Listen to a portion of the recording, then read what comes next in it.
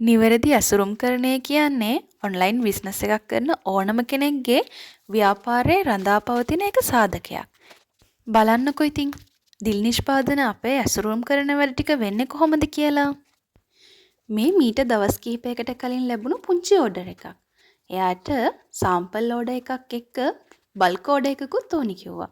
ඉතින් මේ වීඩියෝ එකේ සාම්පල් ඕඩර් එක පැක් වෙන විදිහ සහ බල්ක් ඕඩර් එක පැක් කරලා තියෙන විදිහ කියන කොටස් දෙකම ඇතුළත් වෙලා තියෙනවා.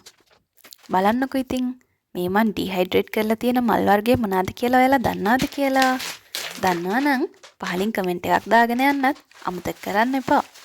ඒ වගේම මගේ මේ පුංචි ව්‍යාපාරයට ඔයාගේ ඔය වටිනා කාලයෙන් පුංචි වෙලාවක් වෙන් කළගෙන වීඩියෝ එක බලනවා වගේම තවත් මේ වගේම ඔයා වගේ කෙනෙක්ටම බලන්න සහ එයාට අපේ ව්‍යාපාරය ගැන දැනගන්න මේ වීඩියෝ එක මතක ඇතුව ෂෙයා කරන්න.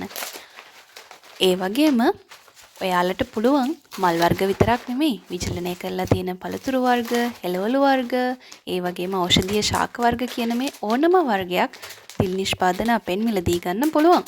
ඔයාට කරන්න තියෙන්නේ තිරේ දිස්වන දුරකථන අංකයට WhatsApp පණිවිඩයක් යොමු කරන එක විතරයි. ඔයාට ඕන කරන අයිටම් එකක් ඕනම ප්‍රමාණයකින් හදලා දෙන්න දිල් නිෂ්පාදන අපි දැන් සූදානමින් ඉන්නවා.